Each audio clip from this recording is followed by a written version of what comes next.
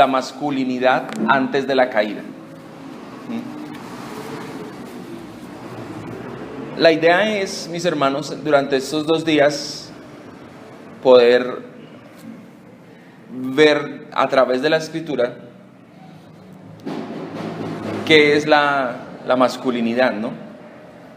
Conforme a la Escritura. ¿Qué es ser hombre conforme a la Escritura? ¿Sí? Esto es lo que vamos a mirar durante estos 2 días. El versículo que he tomado, pues en general, es aquellas palabras que dice Pablo a los Corintios en el capítulo 16, verso 13, en la primera carta de Corintios, capítulo 16, verso 13, Pablo le dice a los Corintios: velad, estad firmes en la fe, portaos varonilmente y esforzaos. Les dice, velad, ¿cierto? O sea, estén atentos, estad firmes en la fe, y luego les dice, portaos varonilmente y esforzaos. Es una exhortación y sobre todo entendiendo que la mayoría de las cartas, pues Pablo le escribía a toda la iglesia, pero en general las cartas primero tenían que llegar a los hombres de la iglesia, porque son los líderes de la iglesia. Los hombres son los llamados a estar al frente de la iglesia, ¿cierto? Es como si de parte del Señor nos mandara un mensaje y ese mensaje no es solamente para el pastor, ese mensaje es para la iglesia en general, pero sobre todo para los hombres, porque nosotros somos los que dirigimos la iglesia, ¿sí? Nosotros somos los que encaminamos la iglesia conforme Dios nos va enseñando. Entonces, esta primera enseñanza, como les digo, la he titulado La masculinidad antes de la caída. Vamos a mirar qué es ser hombre, o mejor, cómo fue el diseño de hombre que Dios creó, ¿cierto? Cuando Dios, dice la Escritura, creó al hombre, ¿cierto? Varón y hembra los creó, nos dice en el capítulo 1. Pero en el capítulo 2 de Génesis nos va a hablar específicamente de la creación del hombre, ¿sí? Perdóneme que use, de pronto va a usar ese apelativo, quizás suene fuerte, pero para que entendamos un poco, cuando digo hombre no me estoy refiriendo a la raza humana, sino estoy refiriéndome al varón, ¿cierto? Al varón. Entonces voy a usar mucho quizás ese apelativo de varón para hablar específicamente de los hombres. Los invito entonces a que vayamos a Génesis capítulo 2. Génesis capítulo 2. Y vamos a estar leyendo desde el versículo 7 hasta el versículo 25. Génesis 2, capítulo 2, versículos 7 al 25.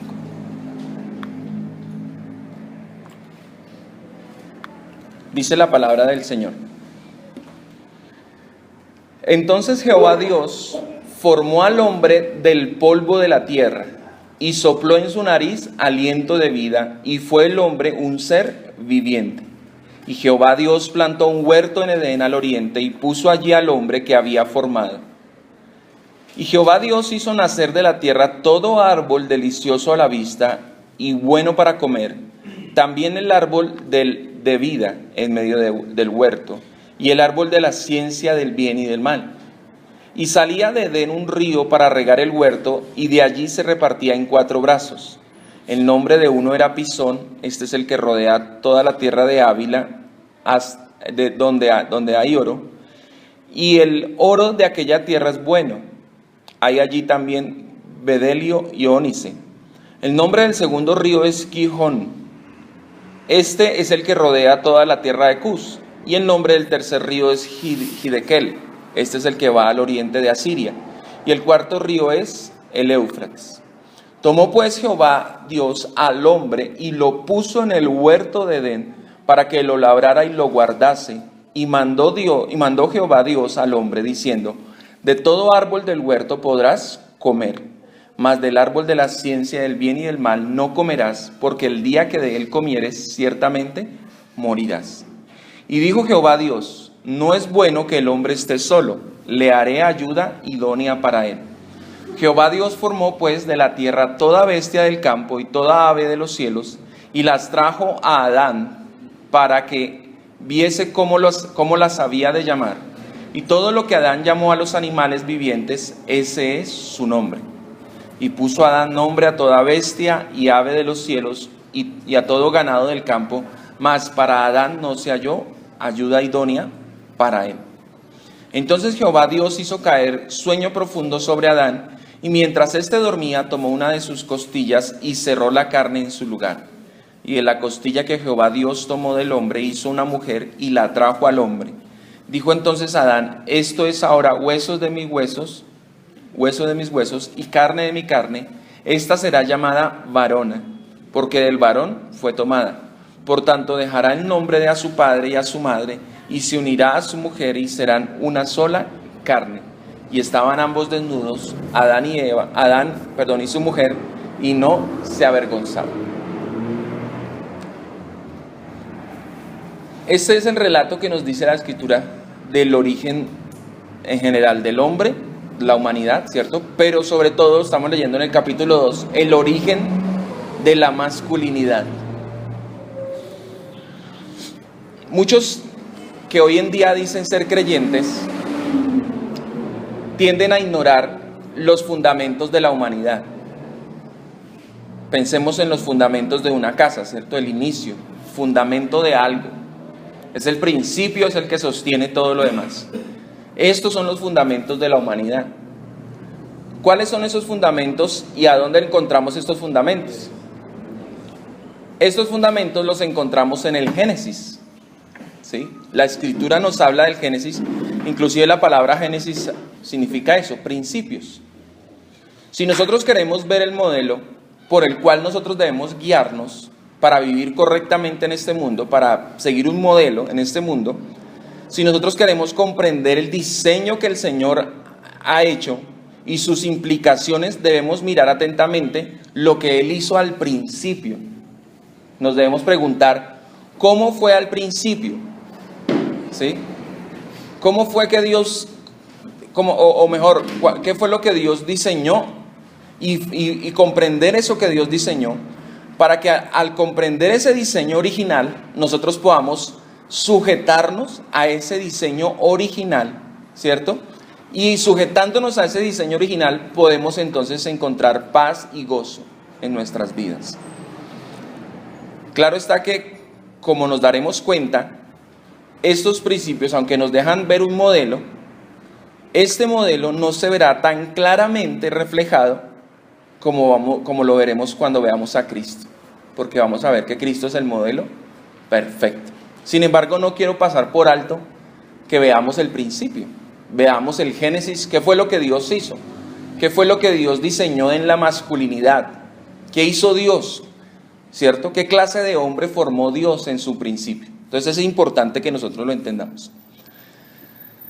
En esta primera enseñanza entonces observaremos ese principio, el modelo, y observaremos cómo fue que entonces el Señor hizo esas cosas, y vamos a poder entender cómo es que el pecado dañó el diseño original. Eso es importante que lo entendamos. Cuando vayamos mañana el pastor Alex va a estar exponiendo sobre este tema, y él va a hablar de eso, esa masculinidad caída, ¿cierto? Cómo se afectó lo que Dios hizo en principio, lo que Dios diseñó, el ser hombre, cómo se ha afectado por el pecado. Para que nosotros nos podamos entender también igual nuestra situación, nuestra condición. Pensemos en algo. ¿Qué tanto afectó el pecado el diseño de Dios? ¿Mucho o poco? ¿Qué dicen ustedes? Bastante, ¿cierto? El pecado destruyó completamente o en su mayoría el diseño que Dios ha establecido, y más en la época que nos ha tocado a nosotros, porque vamos a darnos cuenta que la masculinidad que vemos hoy en día dista inclusive de la masculinidad de la cual se hablaba hace 50 años. Dista muchísimo. Los hombres de hoy en día distan mucho inclusive de los de hace apenas unos 50 años atrás. Es completamente diferente la concepción que se tiene hoy de la masculinidad, diferente a lo que el Señor creó. Este modelo que vamos a ver nosotros fue Adán, ¿cierto? Él es el modelo, el primer modelo que nosotros vamos a encontrar de la masculinidad. Pero ese modelo se fue degradando al cabo de los años. Solo quiero poner algunos ejemplos para que nos demos cuenta. Pregunto, ¿cuántas esposas le dio el Señor a Adán? Una. Sin embargo, vemos que después de Adán vino ¿qué? La poligamia, ¿cierto? Donde tenían varias mujeres. Pero el diseño, ¿cuál fue? Una mujer. Segunda pregunta. ¿El Señor le dio a Adán como esposa un hombre o una mujer? Una mujer. ¿Qué se dice hoy en día? Que un hombre puede tener como pareja otro hombre. Miren hasta dónde está la cosa. Tercera pregunta. ¿El Señor a quién le dio la tarea de trabajar? ¿Al hombre o a la mujer? Al hombre. Y ahorita lo vamos a ver específicamente. Cuarta y última pregunta. ¿Los hizo marido y mujer solo por un tiempo o para toda la vida? Para toda la vida, ¿cierto? El Señor Jesucristo nos va a decir, lo que Dios unió, no lo separa el hombre, ¿cierto? Entonces, eso son unas apenas para que nos demos cuenta un poco cómo es el diseño que Dios estableció en el principio y vayamos entendiendo cómo se ha ido desvirtuando. Todas estas preguntas surgen y muchas otras, y es importante nosotros entonces que como creyentes o como personas que estamos congregándonos en la iglesia, hagamos estas preguntas a la Escritura, que miremos en la Escritura cuál es el modelo y cuán importante es que nosotros entendamos este modelo para que al mismo tiempo Dios nos ayude a entender ese principio de la creación, y veremos también entonces cómo Dios quiere transformar nuestras vidas para que veamos ese principio y podamos llegar a ser como ese modelo que el Señor ha establecido. Preguntémonos algo, ¿qué tipo de masculinidad nos muestra el Génesis? Vamos a preguntarnos eso. ¿Qué tipo de hombre fue el que Dios creó en el Génesis? Y según este modelo de hombre, entonces vamos a revisar si nosotros estamos lejos o cerca de ser esos hombres conforme la Escritura diseñó, el Señor diseñó y la Escritura nos muestra si estamos lejos de ser como ese diseño original, o más aún cuando veamos a Cristo, si estamos lejos de ser como Cristo como hombre. Veremos entonces cómo era la masculinidad en ese estado original antes de la caída, y después vamos a mirar después de la caída cómo se ha ido desfigurando. Vamos a mirar entonces, a entrar ya en nuestro texto, y vamos a mirar ahí en el capítulo 1, versículo 28. 1:28 dice, y los bendijo Dios, y les dijo, fructificad, multiplicaos, llenad la tierra, y sojuzgadla, señorear en los peces del mar, y en las aves de los cielos, y en todas las bestias que se mueven sobre la tierra. ¿Qué estaba dándole Dios a la humanidad en ese momento? Le estaba dando pues un mandamiento, ¿cierto?, de fructificar, multiplicar, pero sobre todo le está dando allí una autoridad, y este es el primer punto. Dios a nosotros los hombres nos dio autoridad. Claro está, en ese texto que estamos leyendo, vamos a ver que la autoridad se la está hablando en general del hombre y la mujer, ¿cierto? Señoread, le dice a los dos. En los peces, sojuzgad, en las aves y sobre todas las bestias, ¿sí? Entonces es un señorío, una autoridad, ¿sí? Pero específicamente dentro de esa pareja, Dios le dio la autoridad primera a los hombres, al varón. Al ser hechos nosotros a la imagen del Señor, Él nos delegó la autoridad sobre la creación. Él es Señor y nos hizo a nosotros señores. El salmista dice: ¿quién es el hombre para que tengas memoria de él? Y el hijo del hombre para que de él te acuerdes. Y luego dice: le diste todo para que se enseñoreas. ¿Sí? Todo. Por eso es que vemos que el hombre es señor de todo. Disponemos de todos los recursos, disponemos de todo, ¿cierto? Nos movemos, hacemos, ¿sí? Claro está que por el pecado pues también esto se ha tergiversado. Este texto entonces nos hace referencia a ese género humano, pero vamos a mirar en el capítulo 2, en el versículo 19, donde dice la palabra del Señor: Jehová Dios formó pues de la tierra toda bestia del campo y toda ave de los cielos, y los trajo ¿a quién? A Adán. Se los trajo primeramente ¿a quién? A Adán. Y le puso una tarea, dice allí, para que viese cómo había de llamar. Cómo las había de llamar. A todos esos animales les iba a poner nombre. Y todo lo que Adán llamó a los animales vivientes, ese es su nombre. Y dice el verso 20, y puso Adán nombre a toda bestia y aves de los cielos y a todo ganado del campo, mas para Adán no se halló ayuda idónea para él. Según la cultura judía, cuando una persona le pone nombre a otra o le cambia el nombre, como vamos a mirar algunos ejemplos bíblicos, donde Dios le cambió el nombre, por lo menos a Abraham. Abraham se llamaba Abraham y Dios le puso a Abraham. A Jacob Dios le puso Israel, ¿cierto? El hecho de ponerle un nombre significaba tener autoridad sobre esa persona. Específicamente, los encargados de ponerle el nombre a los hijos, ¿quiénes somos? Nosotros, los padres somos quienes les ponemos los nombres, y eso es señal de autoridad. En el caso de Adán, el Señor dice que le trajo a Adán, Dios mismo le trajo a Adán los animales para que les pusiera nombre. Pregunta: ¿Dios acaso no hubiese podido ponerle los nombres y decirle: mire Adán, esta se llama jirafa, esta se llama elefante, ¿cierto? Pero resulta que Dios le legó esa tarea a Adán. ¿Para qué? Para que Adán entendiera el señorío, la autoridad que Dios le estaba dando. Sin embargo, vamos a mirar que Dios incluso puso la autoridad del hombre aún sobre la mujer. Lea conmigo, por favor, el versículo 23.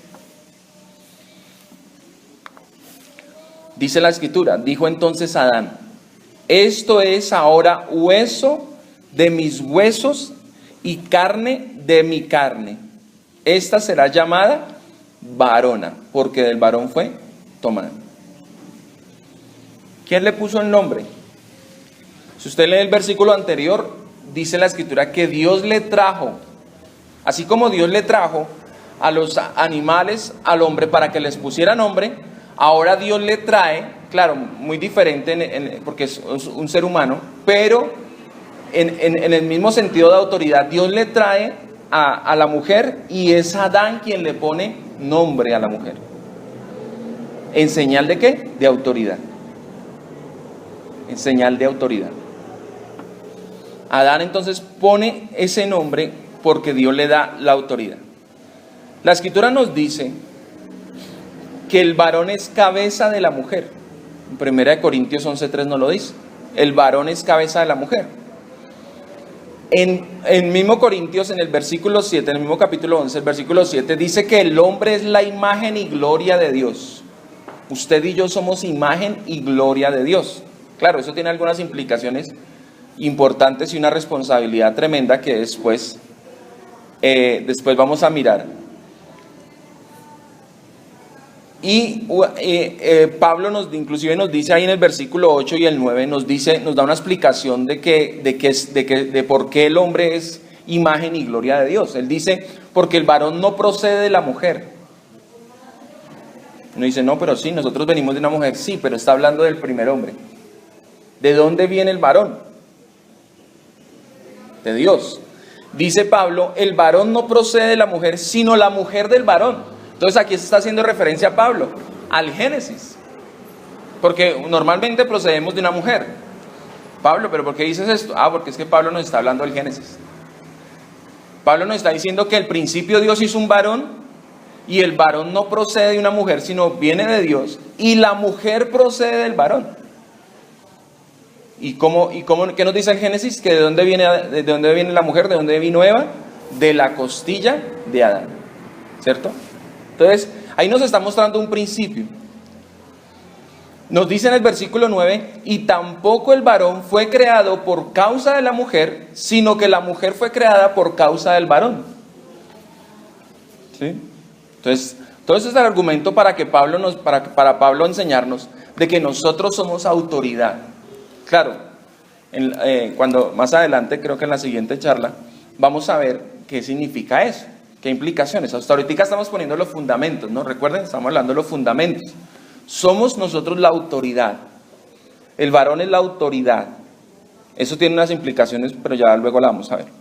Pablo demuestra entonces la autoridad del hombre sobre la mujer recurriendo al argumento de la creación. Es decir, esta autoridad no es a causa del pecado. Ojo, no fue por el pecado que nosotros nos enseñoreamos de las mujeres, no. Eso fue antes del pecado. Antes de que Adán y Eva pecaran, Dios ya había establecido un orden. Y al varón Dios le dio una autoridad específica, conforme a la creación, conforme él mismo lo diseñó desde el principio.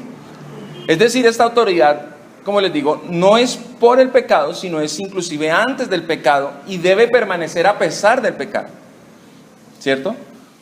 No significa que entonces como entró el pecado, entonces cambiaron las cosas. No, vamos a mirar que la Escritura nos sigue diciendo, nos sigue mostrando una autoridad. Claro, el pecado afectó, claro, bastante. Si no hubiese pecado en este momento, nuestra autoridad sobre las mujeres sería como la autoridad de Cristo sobre la iglesia. Y eso lo vamos a ver. Una autoridad, no un autoritarismo, que es muy diferente.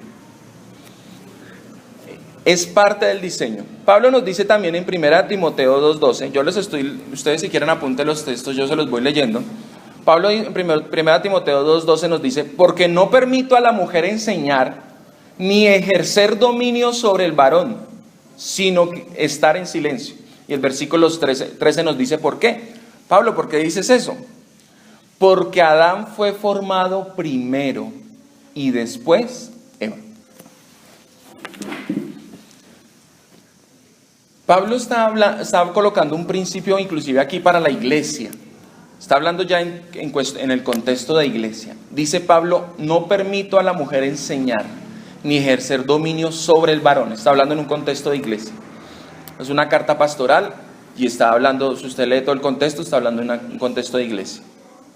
Y entonces diríamos, bueno, pero Pablo, eso no es como machista, eso no es como, ¿sí? Y Pablo nos va a llevar al Génesis otra vez. ¿De dónde viene el argumento suyo, Pablo? Mi argumento viene del origen. El Señor nos lleva al principio para mostrarnos cómo fue al principio, cómo fue que se estableció al principio. ¿Cómo se estableció al principio? Y Él dice, Adán fue formado primero, después Eva. O sea, hay un orden. Claro está, nosotros entendemos, como lo vamos a mirar, no es que el hombre sea más y la mujer sea menos, no. No se trata de quién es más y quién es menos, o más inteligente, menos inteligente. No se trata de eso. Se trata simplemente de un orden. Es el orden de la creación. Si Dios hubiese querido que los dos fueran completamente iguales en autoridad y en todas las implicaciones que vamos a mirar, pues hubiese hecho dos muñequitos de barro y a los dos al mismo tiempo los hubiese dado, ¿cierto? Hubiese soplado vida, pero no, Él hizo primero al hombre y le plació, según su diseño, que la mujer procediera del varón. Sobre todo esto tiene una analogía, para que lo entendamos más, una analogía en la iglesia. Cristo y la iglesia. ¿De dónde viene la iglesia? De Cristo. ¿De dónde venimos nosotros? Por decirlo así, perdóname que lo diga así, como si viniéramos de la costilla de Cristo. Venimos de Cristo. Y Él es Él dice la Escritura, Él es el primogénito de todo. ¿Sí? Entonces, la Escritura nos muestra más claramente este diseño. Entonces, ese es el argumento que nos da otra vez la Escritura. Somos nosotros los encargados, somos nosotros los líderes espirituales en el hogar, y como Pablo nos lo está mostrando acá, y en la iglesia. somos nosotros, la autoridad espiritual primeramente. En segundo lugar, vamos a mirar que el Génesis, volvemos otra vez al Génesis, la Escritura nos habla de que nosotros, aunque tenemos autoridad, estamos bajo autoridad. Ojo con esto. Aunque tenemos autoridad, es verdad, estamos bajo autoridad. Mire lo que dice el versículo 7 de Génesis 2, versículos 7 y 8. Génesis 2, 7 y 8, mire lo que dice. Dice, entonces Jehová Dios formó al hombre del polvo de la tierra y sopló en su nariz aliento de vida, y fue el hombre un ser viviente. 2, 7 y 8. Capítulo 2, versículos 7 y 8. Vuelvo y leo. Entonces Jehová Dios formó al hombre del polvo de la tierra, ¿cierto? Y sopló en su nariz aliento de vida, y fue el hombre un ser viviente. Verso 8. Y Jehová Dios plantó un huerto en Edén, al oriente, y puso allí al hombre que había formado. ¿Qué nos están mostrando estos dos versículos? Si Él nos hizo, ¿a quién le pertenecemos? A Él. Él formó del polvo, sopló, fue el hombre un ser viviente. Dice en el verso 8, Dios plantó un huerto en Edén y puso allí al hombre. ¿Ven a ustedes el hombre haciendo lo que quiere? ¿Ven el hombre ustedes siendo autoexistente y autosuficiente? No. Dios lo hizo, lo formó, le dio vida y lo puso donde el Señor quiso ponerlo, en el huerto. ¿Vemos la autoridad? Estamos bajo autoridad. Dice en el verso 15, tomó pues Jehová Dios al hombre y lo puso en el huerto de Edén para que lo labrara y lo guardase. Pregunta, el Señor le preguntó a Adán, ¿qué quieres hacer? No le preguntó, ¿cierto? El Señor no lo hizo y dijo, bueno, pues mire a ver qué hace. No. Dice la Escritura que lo tomó y lo puso en el huerto del Edén para que labrase y guardase el huerto. Ojo, no había pecado todavía. Eso es importante que... Estamos hablando de la masculinidad antes de la caída, antes del pecado. Aquí no hay pecado todavía. Y Dios le dio al hombre el hacer algo. Es decir, Dios mostrando que Él es Señor del hombre y Él le dice al hombre qué hacer y qué no hacer, como vamos a mirar ahorita. El Señor lo puso a hacer algo, le puso una tarea. ¿Esto muestra qué? La autoridad. Usted como padre, usted le dice a su hijo, bueno, venga para acá, ayúdeme a hacer tal cosa. ¿Qué debe hacer su hijo? Hacerlo, ¿cierto? Si usted lo manda a lavar la loza, él debe hacerlo. Exactamente esa es la autoridad. Y Dios puso al hombre y no solamente lo dejó ahí, sino que mostró su autoridad sobre el hombre poniéndole algunas tareas, poniéndole algunas responsabilidades.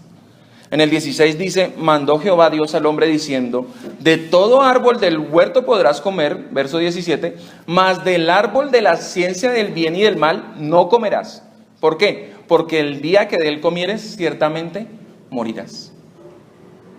Otra vez Dios mostrando su autoridad, poniéndole límites. ¿Qué hacemos con nuestros hijos? ¿Cierto? 8 de la noche, acostarse. ¿Eso qué es? Yo le estoy poniendo límites a mi hijo. Yo le estoy poniendo y yo estoy mostrando mi autoridad sobre mi hijo. Exactamente Dios hace lo mismo, colocándonos límites, diciendo, usted puede hacer esto, pero esto no lo puede hacer. Nos está mostrando su autoridad. Nos pone restricciones de tal manera que entendamos que aunque somos autoridad, no somos una autoridad absoluta. Somos una autoridad que está sujeta a una autoridad superior.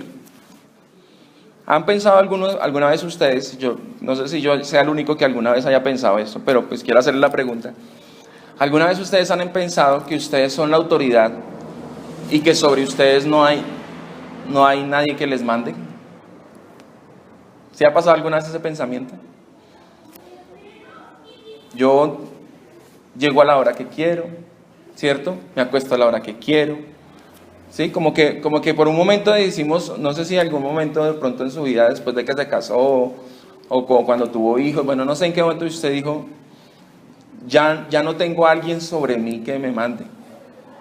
Pero resulta que eso es un pensamiento, perdóneme que lo diga, y aunque yo lo pensé en algún momento, ahora me doy cuenta, es un pensamiento anarquista, un pensamiento donde creo que puedo hacer lo que quiero, pero resulta que la Escritura me dice que no es así, que sobre mí hay alguien, y yo debo rendir cuentas, así como yo le pido a mi esposa y a mis hijos que me entreguen algunas cuentas de alguna cosa, o yo les pregunto, ¿cierto? ¿Qué pasó con tal cosa? ¿Qué pasó con tal tarea que yo le dejé, ¿cierto? Exactamente pasa lo mismo con nosotros. ¿Y por qué Dios nos enseña a través de la palabra esto? Porque hay veces podemos caer en el autoritarismo. ¿Y qué es el autoritarismo? Pues esa desmedida, ese extremo de la autoridad, donde pensamos que somos autoridad absoluta, donde nosotros sí exigimos a los demás, pero a mí no hay nadie que me exija. Yo no rindo cuentas, yo hago lo que quiero. Y resulta que eso no nos enseña la Escritura. Si vamos al diseño original, Adán debía rendir cuentas al Señor. Si el Señor lo puso a labrar y guardar la tierra, ¿qué debía hacer él? Hacerlo. Y muy seguramente rendirle cuentas al Señor de lo que hizo. Vemos cuando el Señor le pone restricciones con el árbol del bien y del mal, ¿cierto? ¿Qué pasó? Ya tristemente, vayamos un pasito adelante, cayó Adán y Eva. ¿A quién le pidió cuentas? Adán. ¿Quién fue la primera que probó? Eva. ¿Pero a quién llamó primero? Adán. Entonces, no podemos caer en ese peligro del autoritarismo. Es verdad que tenemos autoridad, pero no podemos caer en ese extremo del autoritarismo. En tercer lugar, dice el Génesis que Dios nos hizo proveedores. ¿Dios nos hizo qué? Proveedores. Mire lo que dice el capítulo 2, versículo 15. 2:15 dice: tomó pues Jehová Dios al hombre y lo puso en el huerto del Edén. ¿Para qué? Para que lo labrara y lo guardase. Verso 19. Ojo, ese es el versículo 15, ahora el versículo 19. Dice: Jehová Dios formó pues de la tierra toda bestia del campo y toda ave de los cielos, y las trajo a Adán para que viese cómo las había de llamar. Y todo lo que Adán llamó a los animales vivientes, ese es su nombre. ¿Qué vemos allí en la Escritura? Dios poniendo al hombre trabajo. Primero le dijo, lo puso a que labrara y guardase la tierra. Luego le puso otro trabajo, porque aunque no veamos un esfuerzo muscular y físico, pero el trabajo de ponerle nombre a todos los animales, imagínense ese trabajito. Usted comienza a ponerle nombres y después se devuelve, ay, ¿cómo fue que le puse a este? Ese era un trabajo de siempre, yo creo que fue bien dispendioso en su momento, ¿cierto? Esa era su responsabilidad. Ahora, ¿para qué Dios le puso al hombre que trabajara? Para que nosotros, como somos imagen y gloria de Dios, recuerda que lo veíamos, como nosotros somos imagen y gloria de Dios, nosotros debemos reflejar a un Dios proveedor. ¿Quién es el que refleja a un Dios proveedor? ¿El hombre o la mujer? ¿Ustedes qué dicen? El varón. Somos nosotros los que debemos reflejar a un Dios que provee. Y Dios nos puso a nosotros como proveedores. Y para proveer, ¿qué debemos hacer según la Escritura? Trabajar. Es un trabajo, vemos aquí podemos decir de una manera, podemos ver los dos tipos de trabajos que hay. Un trabajo de esfuerzo físico y un trabajo de esfuerzo intelectual. No necesariamente tiene que ser en trabajos físicos, ¿no? Porque hay veces hay gente que dice, no, es que si no suda, si no se ensucia las manos, no. Hay trabajos intelectuales detrás de un computador, eso es un trabajo. Hay de los dos tipos de trabajo. La Escritura nos dice que somos nosotros. Leamos por favor allá en Mateo capítulo 7, o bueno, por tiempo no lo leamos, pero usted recordará que allá en Mateo el Señor dice: ¿quién de ustedes, si su hijo le pide un pan, le da una piedra? O si su hijo le pide un pescado, le da una serpiente. Ninguno, ¿cierto? Dice el Señor. Si ustedes siendo malos saben dar buenas dádivas, claro, aquí ya estamos hablando después de la caída, pero pensemos, ¿por qué el Señor les estaba hablando a los hombres que dan buenas dádivas? Porque nosotros los hombres somos los proveedores. El Señor está hablándole a hombres que proveen a su casa, ¿cierto? El Señor dice allí en la Escritura, también ahí en Génesis, dice: por tanto dejará el hombre a su padre y su madre y se unirá a su mujer y serán una sola carne. ¿Qué significa esto? ¿Qué implicaciones tiene de que cuando yo me case, dejo a padre y madre y luego me uno a mi esposa y los dos somos una sola carne? ¿Qué implicaciones tiene? Primero, que yo ya no voy a depender económicamente de ¿quiénes? De mis padres. Y por el otro lado, entonces, que el nuevo hogar que se forma va a depender económicamente ¿de quién? De mí. Yo seré el proveedor de mi casa. Eso es lo que nos dice allá. Allá no le está diciendo, bueno, entonces serán una sola carne y que su papá y su mamá le sigan pagando todo. No. No. Dejará a su padre y a su madre y se unirá. Está hablando de un nuevo matrimonio, de un nuevo hogar, con un nuevo proveedor. Pensemos en esto. Nuestra esposa, hasta antes de casarnos con ella, ¿de quién era la responsabilidad de sostenimiento de ella? ¿Del papá? Ustedes han visto en los matrimonios, ¿quién le entrega a la novia al novio? El papá. Eso la gente lo hace pero no lo entiende, pero eso tiene un significado tremendo. Yo como padre, yo llevo a mi hija y yo le voy a entregar, mi hija se la va a entregar a otro hombre, diciéndole: yo hasta aquí fui su sacerdote, fui su proveedor, fui el que la cuidó, ahora usted, varón, usted va a hacer eso que yo hacía. Ahora usted va a ser el que la va a cuidar, el que la va a proteger, el que la va a pastorear. Ese es el diseño de Dios. Dios se la dio a Adán, se la trajo, y Adán debía preocuparse, ¿por qué? Por el sostenimiento de Eva. Nos hizo proveedores. Y en cuarto y último lugar, vemos que la Escritura allí en Génesis nos dice que Dios nos hizo, ojo, dependientes. Dependientes. ¿Qué significa eso? Leamos el texto. Leamos el texto. Génesis 2:18 nos dice: y dijo Jehová Dios: no es bueno que el hombre esté solo. Le haré ¿qué? Ayuda idónea para él. Entonces dice el versículo 21: entonces Jehová Dios hizo caer en sueño profundo sobre Adán, y mientras éste dormía, tomó una de sus costillas y cerró la carne en su lugar. Verso 22, y de la costilla que Jehová Dios tomó del hombre, hizo una mujer y la trajo al hombre. ¿De quién fue la iniciativa de que el hombre no estuviera solo? ¿Quién dijo que no era bueno que el hombre estuviera solo? Dios. ¿Eso fue después de la caída? No, fue antes de la caída.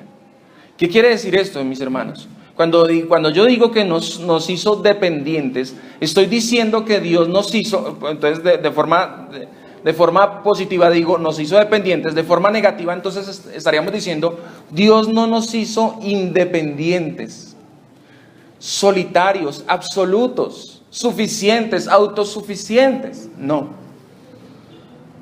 Dios nos hizo, y es el diseño de Dios, de tal manera que necesitamos de las mujeres.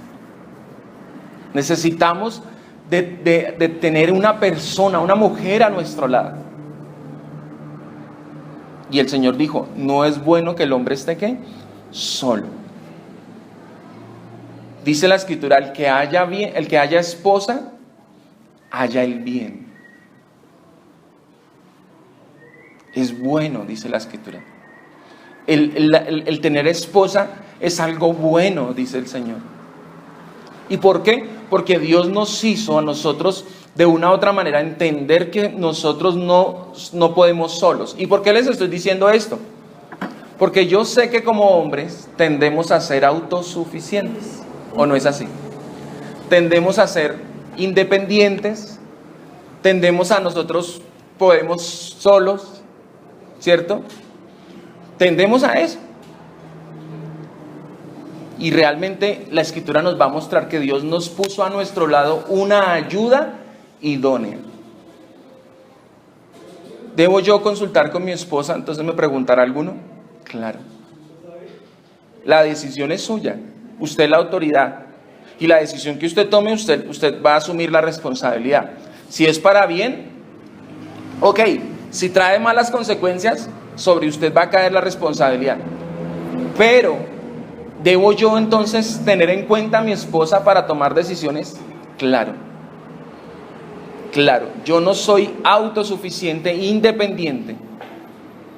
Y algo que nos cuesta a nosotros los hombres es rendir cuentas.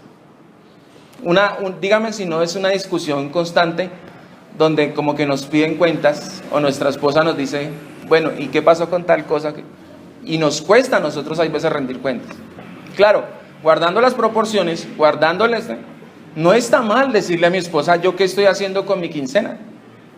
No está mal decirle a mi esposa yo cómo estoy administrando los recursos. No está mal. Porque por eso dice ayuda idónea. ¿Qué piensan ustedes con ayuda idónea?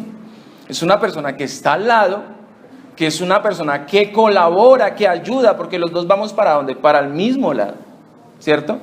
Y es mi ayuda y es idónea. Es decir, está hecha para eso, para ser mi ayuda. Está hecha para que esté a mi lado y juntos hagamos las cosas.